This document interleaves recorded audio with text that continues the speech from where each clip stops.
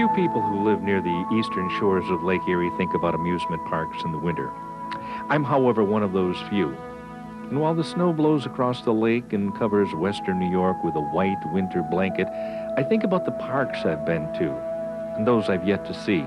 And while I ponder these summer playgrounds, there's always a special place that comes back to me, a place that no longer exists, but one which I will never forget, my home park, Crystal Beach.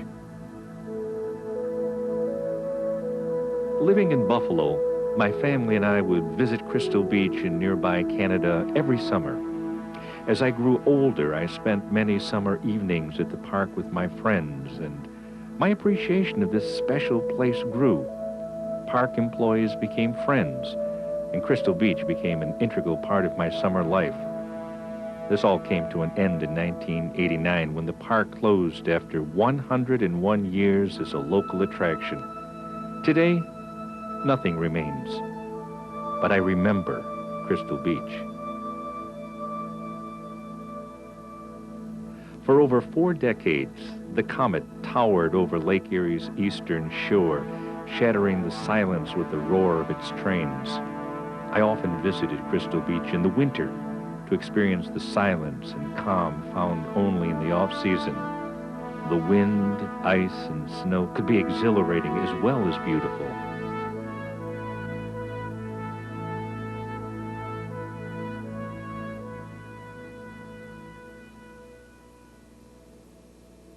Despite the season, my friends and I could still enjoy some thrills at the park.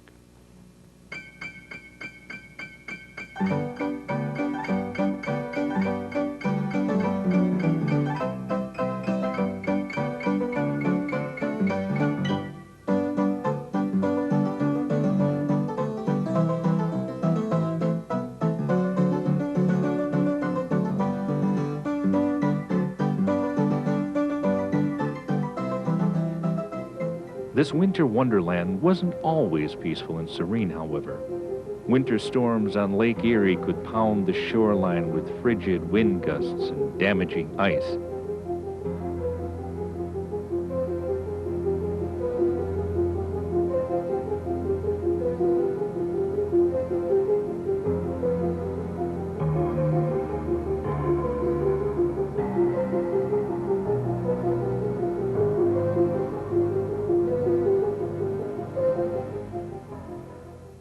At last, though, the warming sun began to loosen winter's icy hold on the area.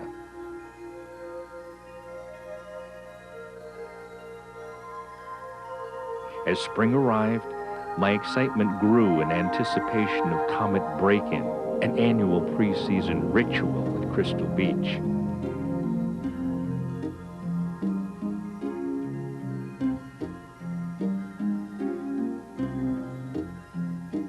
Sitting idle throughout the winter, the Comet sustained its share of weathering.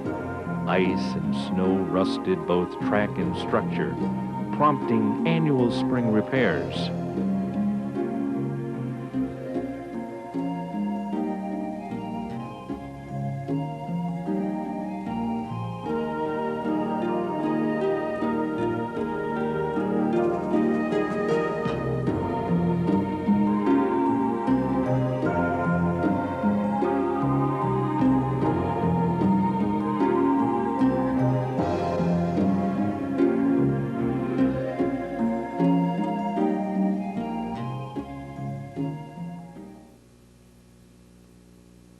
In early May, the Comet's cars were brought out of storage and pulled up to the station to be readied for another season.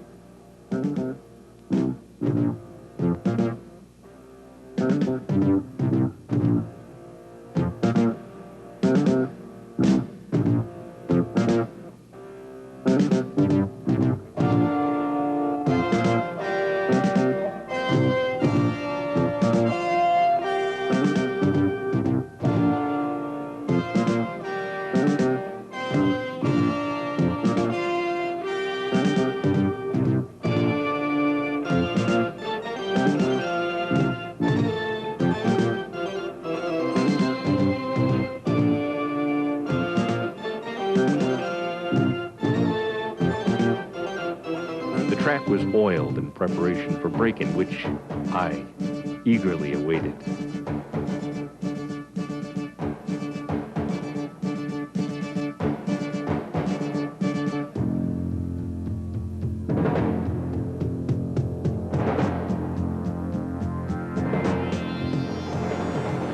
A couple of weeks before the park opened, my friends and I would visit Crystal Beach to help Sam break in the Comet for the year. Sam was the ride manager and a friend as well. He needed bodies, and we needed a coaster fix.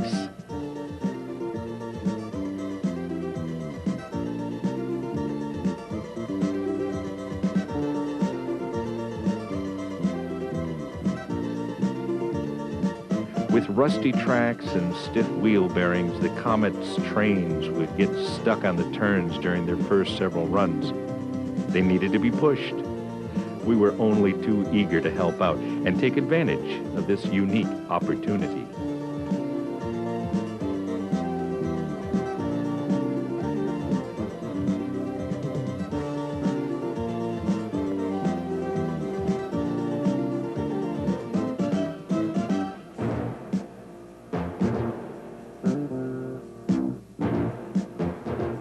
Round and round again we'd ride and push to break in all three trains.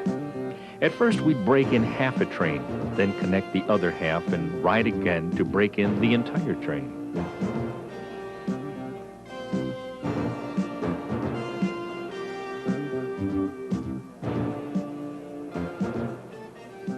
In 1987, we thought we'd try something a little different, breaking in a single car. Could only make things easier, or so we thought.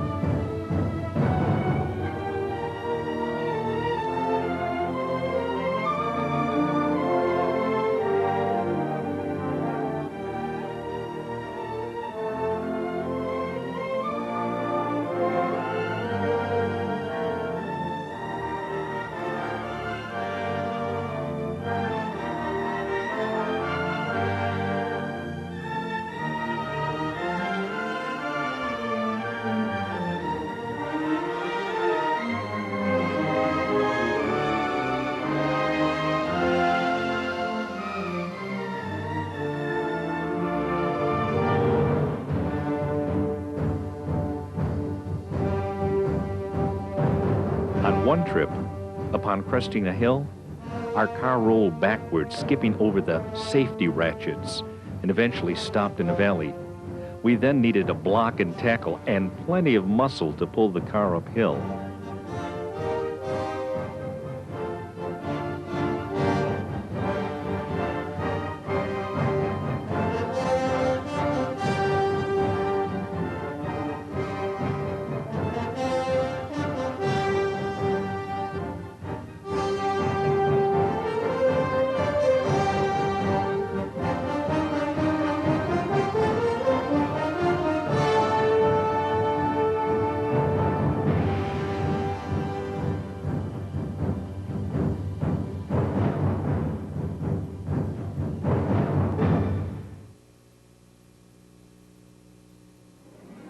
At long last, Memorial Day weekend arrived, heralding the start of another season to Crystal Beach.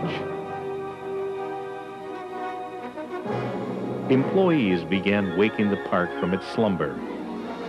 Inspecting the Comet, Richard enjoys the view.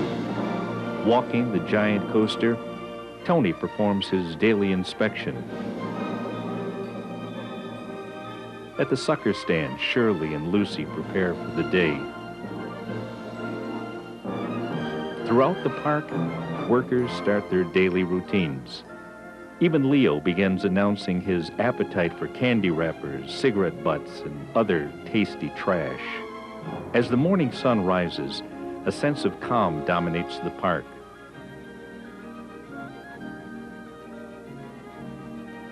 Resting silently, the rides patiently await their riders.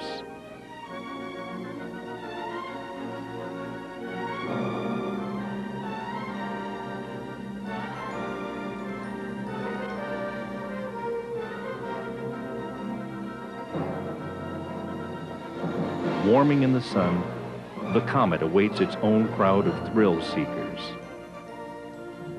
One morning, my friends and I arrived early. Scotty, a ride manager, allowed us a walking tour inside our favorite dark ride.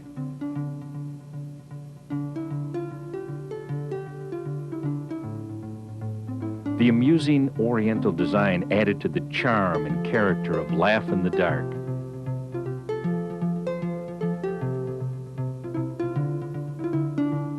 Often unnoticed, however, was this painting of Popeye cartoon characters. Mornings also provided a good opportunity to discover remnants of the park's history. The former station for Jungle Land, an abandoned bingo arcade, a surviving car from the Auto Speedway, an Art Deco ticket booth. Long ago, these covered walkways provided shade for guests wearing their Sunday best. The immense bathhouse enjoyed continued use. Catch a wave and you're sitting on top of the world. Having a natural resource few parks could boast, Crystal Beach offered a popular bathing area with crystal clear water and a beautiful sand beach. For the last several years, part of the bathhouse was converted into a beach club, bringing a renewed vitality to the beach.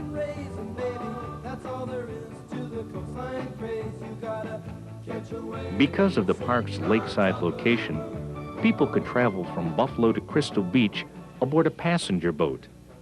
The Americana provided service during the park's final 2 seasons.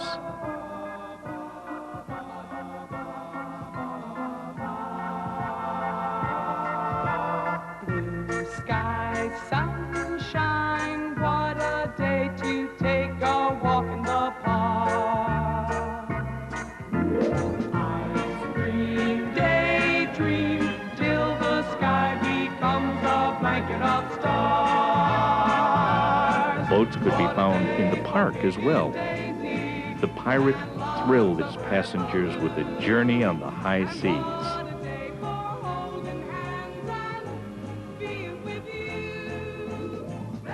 Young sailors often chose a milder voyage. Of course, if you didn't feel seaworthy, you could always take the train.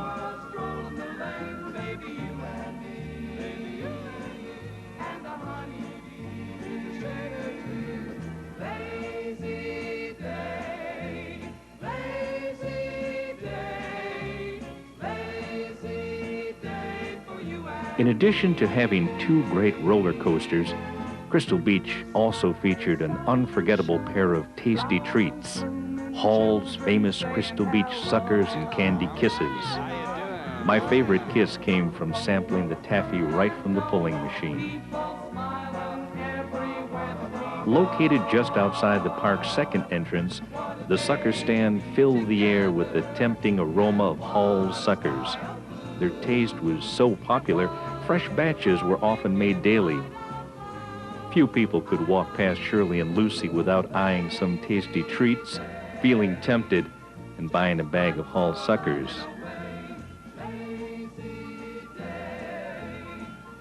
Across the way, Miniature Gulf had its own appeal.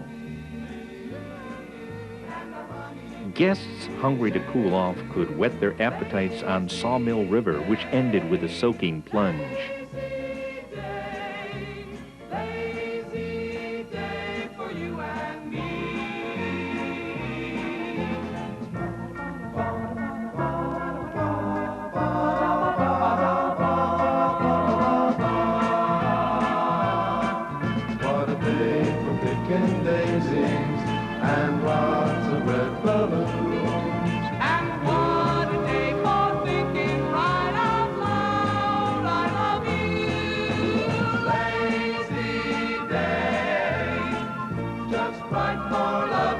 day, lazy day. Made for a stroll in the lane, lazy day. Adventurous souls took the plunge on the water slides, which provided some interesting scenery for land lovers like me. Speaking of scenery, the Sky Ride offered a panoramic view of Lake Erie and the surrounding park.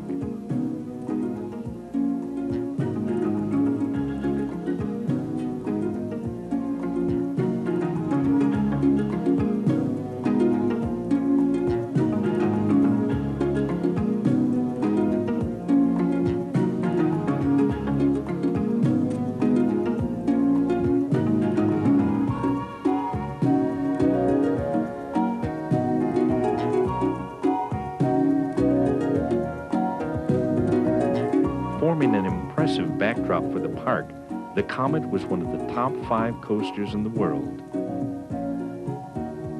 Lions were a common sight at the Comet, as were the faces of Mario and Jimmy.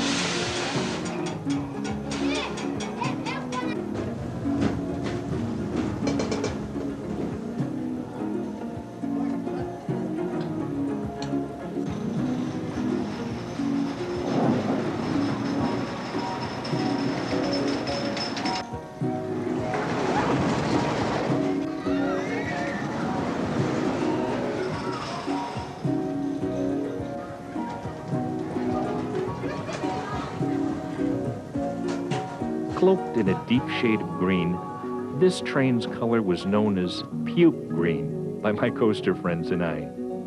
Disliking the color, we volunteered a paint job. 1983 saw the arrival of a brighter, more vibrant shade, Comet Blue.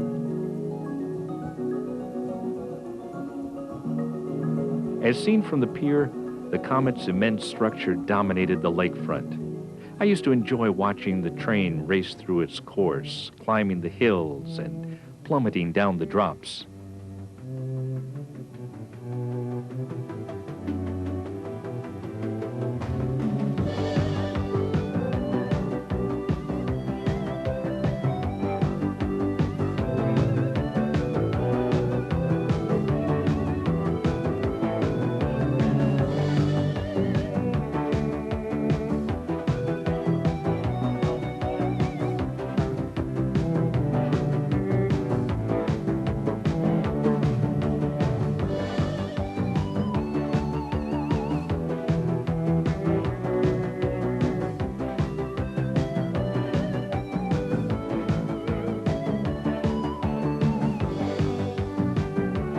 As enjoyable as it was to watch, there was still no better way to appreciate the Comet than by taking a few spins.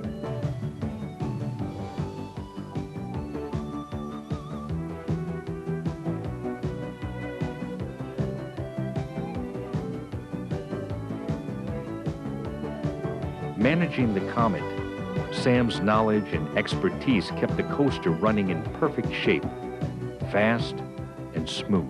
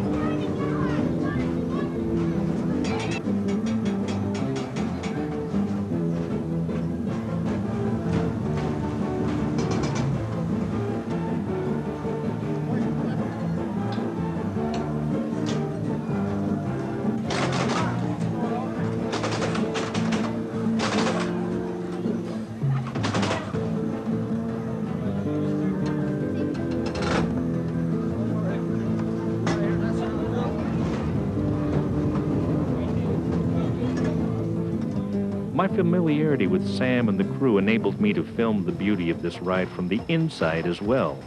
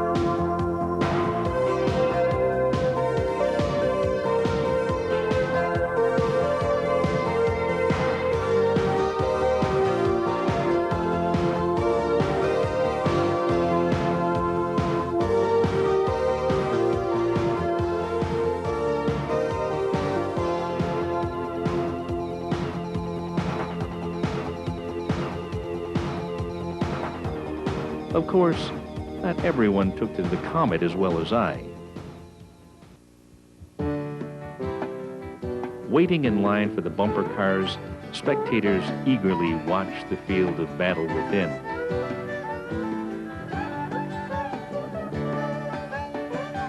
Making a brief appearance at the park, the Flitzer swooped through its course very smoothly.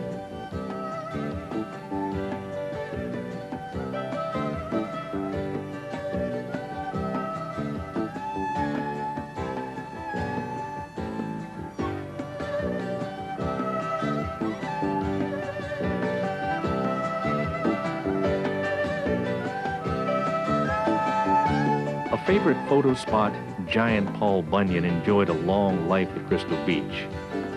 Meanwhile, across the Midway, another giant lived on. Built in 1916, the Giant Coaster was the oldest ride in the park when Crystal Beach closed. While the world changed drastically around it, the Giant Coaster provided thrills to millions of people in its 73 years. Despite its age, I found the Giant to be as thrilling as any coaster of comparable size.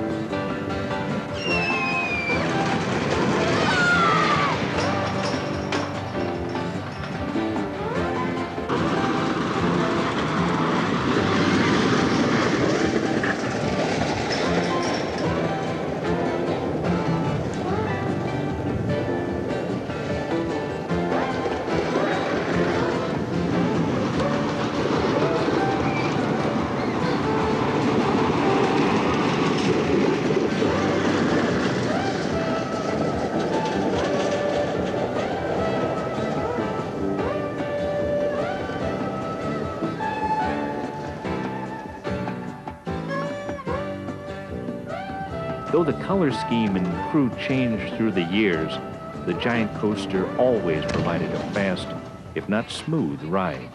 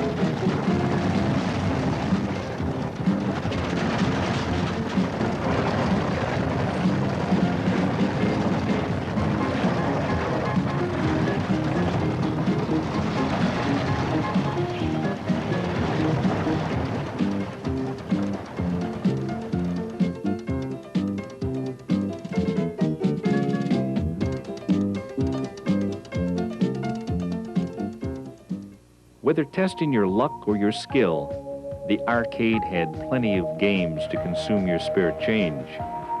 Behind the arcade, colorful Art Deco game stands competed for your cash.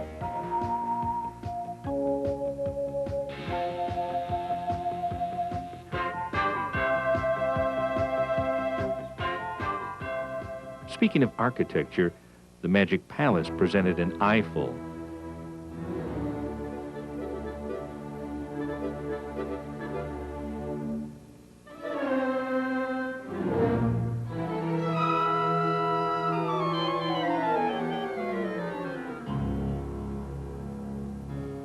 With its dark, narrow passageways and delightful stunts, the Magic Palace Funhouse always offered a good time. The hidden air jets challenged everyone. You could have lots of fun just watching folks get some air.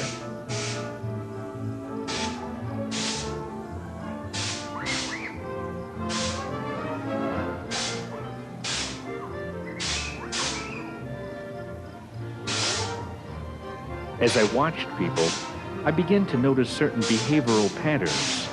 There were jumpers, runners,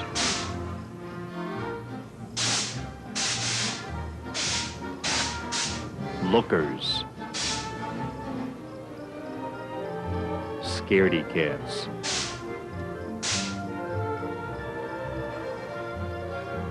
and finally, the reactionaries.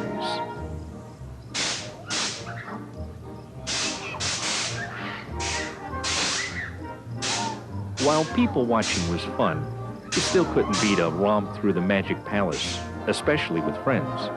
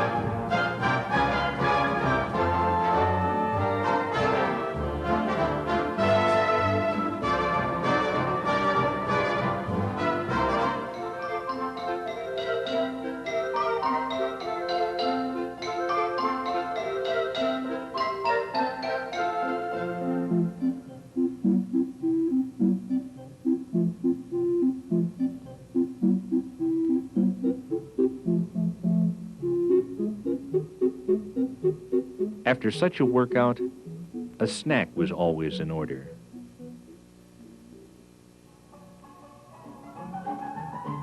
Charmed by Charlie since childhood, the Laugh in the Dark was my sentimentally favorite ride in the park. Its unique sounds were as memorable as the ride.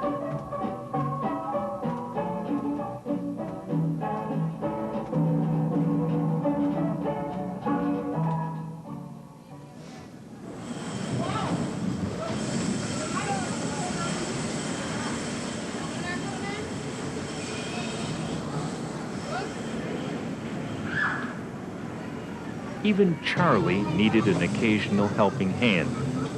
And who can forget Laughing Sal?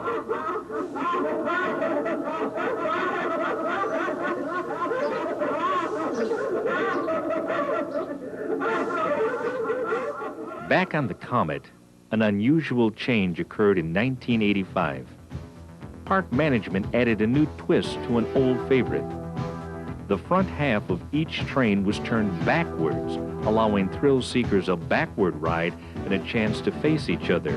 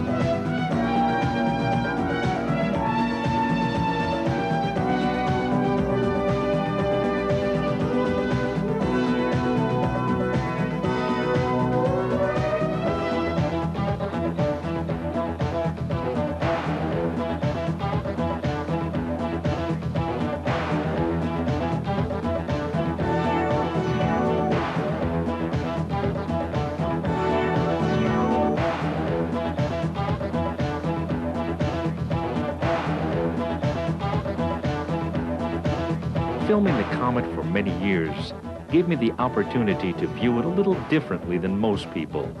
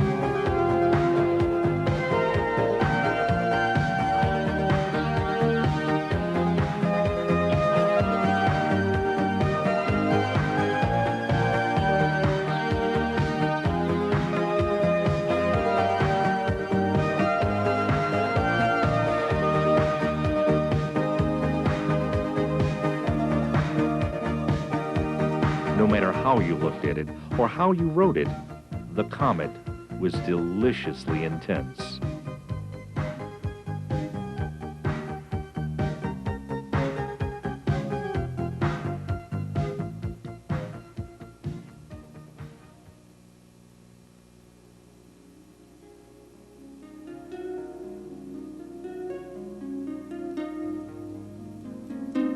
With evening's approach, the setting sun cast a warm glow upon Crystal Beach. Dappled with sunshine, the golden waves denied any memory of their icy winter encasement. A sense of calm returned to the park.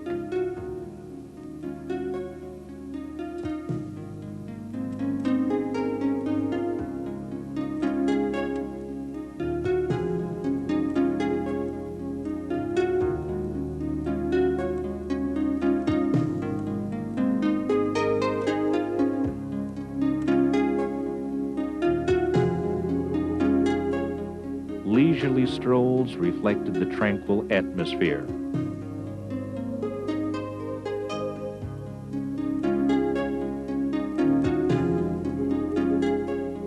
On the evening of July 8, 1984, a long-forgotten sound drifted across the Midway. Big band music returned to Crystal Beach with the reopening of the Crystal Ballroom.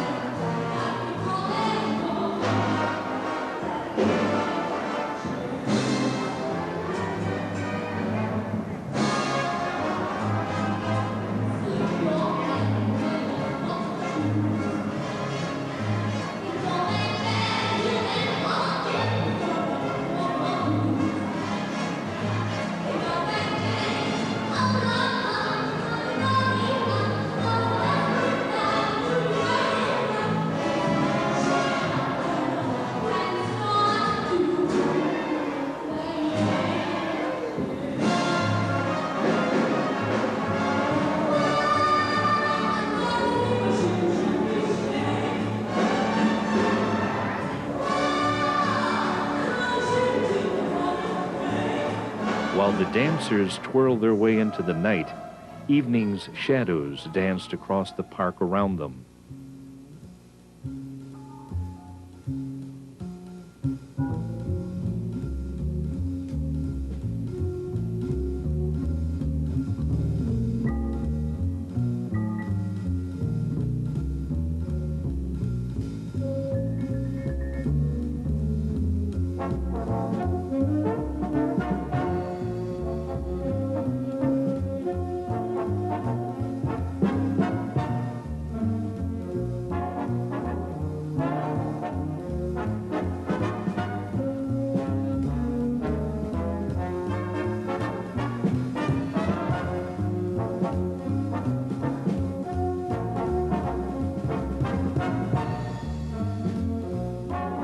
Though not the best after-dinner coaster, the giant coaster did provide a refreshing ride through the cool evening air.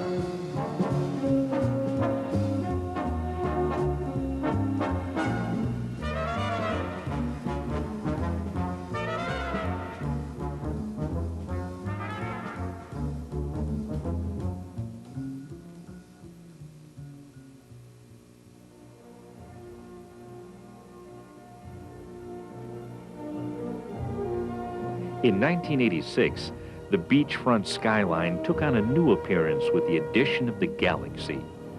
Lasting only one season at the park, the Galaxy offered a smooth ride and a commanding view of the area.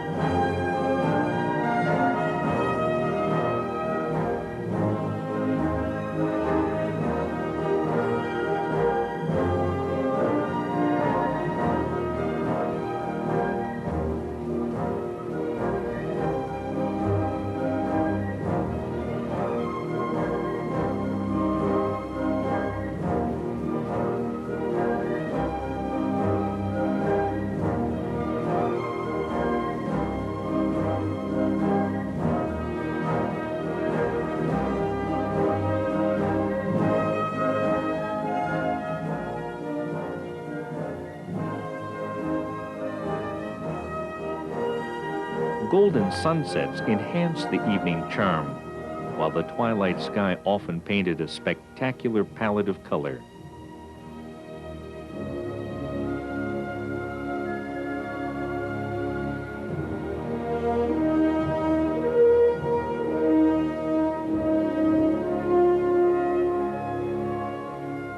As daylight faded, another glow filled the park.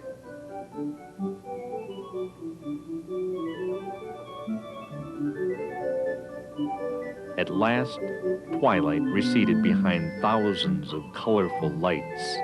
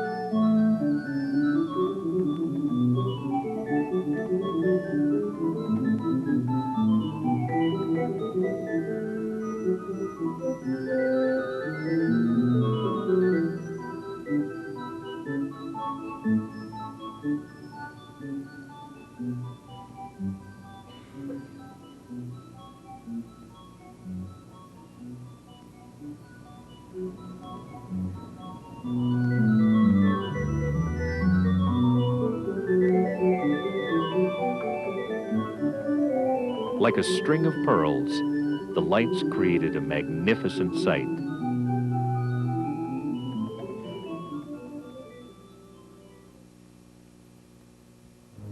On September 4th, 1989, the final dawn arrived at Crystal Beach, signaling the park's last day of operation. After 101 years of amusing and thrilling its guests, Crystal Beach Park would close forever.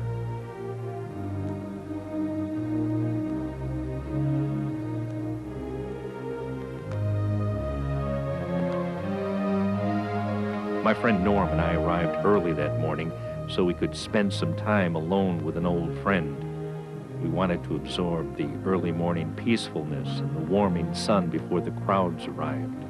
After all, this was our park, and the memories would have to last us a lifetime. Before long, people began arriving. Amidst growing local media attention, crowds flocked to the park that day, as they had for the past week, to experience Crystal Beach one last time. Hundreds of people arrived aboard the Americana. For many, this journey rekindled memories of excursions aboard the popular Crystal Beach boat Canadiana. While the crowd grew at the entrance, the giant coaster crew performed its final morning inspection.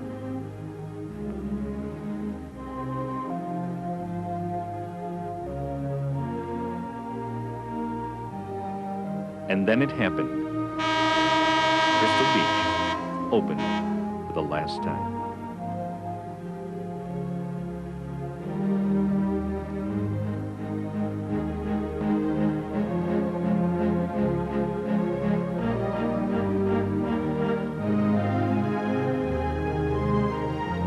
While most of my friends stayed by the Comet, I spent the last day with the Giant. Though the Comet had a good chance of being saved, the Giant coaster was destined to be lost forever.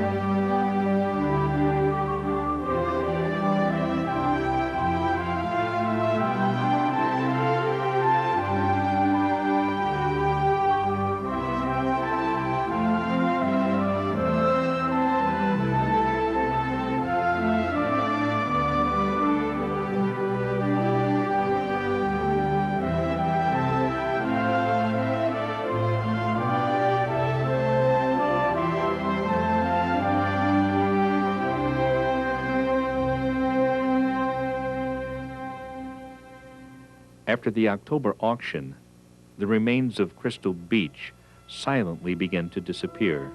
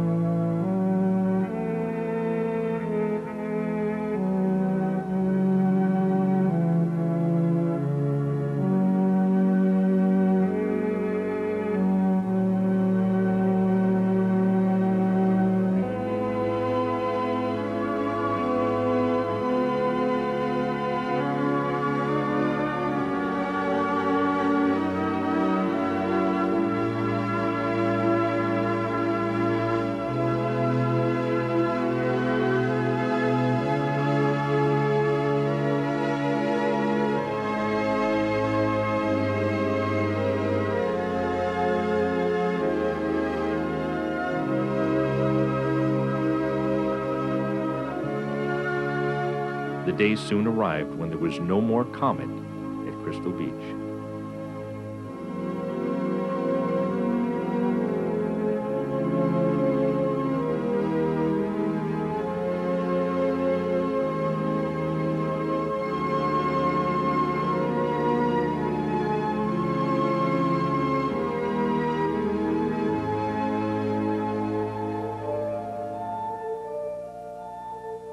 In pieces, the comet came to rest at Fantasy Island, whose owner had purchased it at the auction.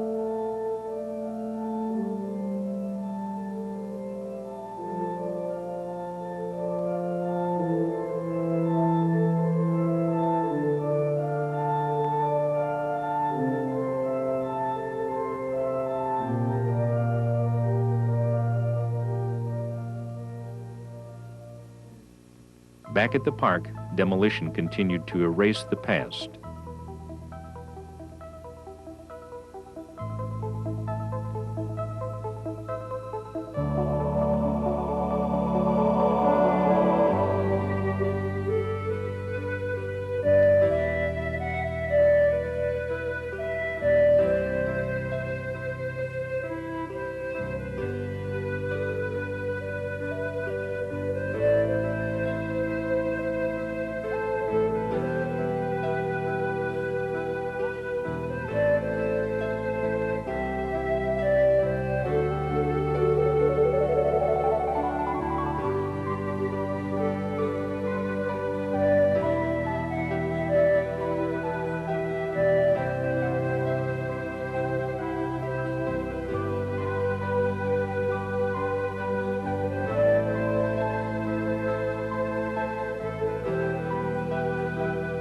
By May of 1991, only scrap piles remained from the giant coaster, temporary markers of its passing.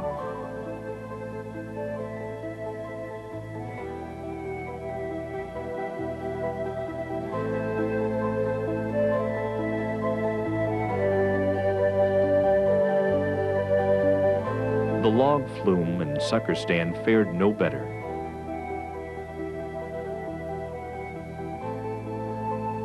While the beach lives on, the bathhouse wasn't so lucky.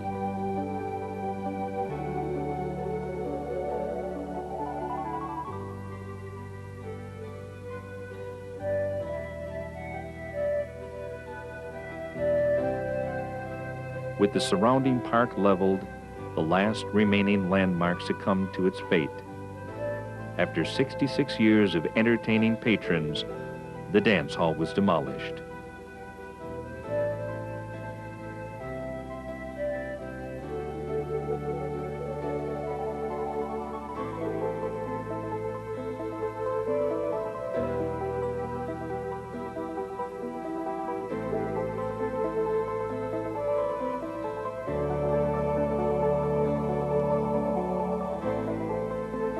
At last, nothing remained of Crystal Beach Park.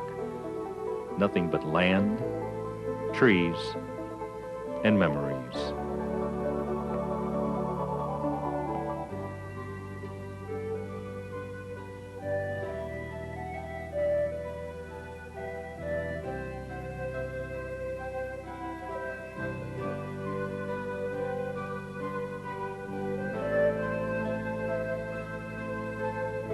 A cherished part of my life has been taken away, but I remember Crystal Beach.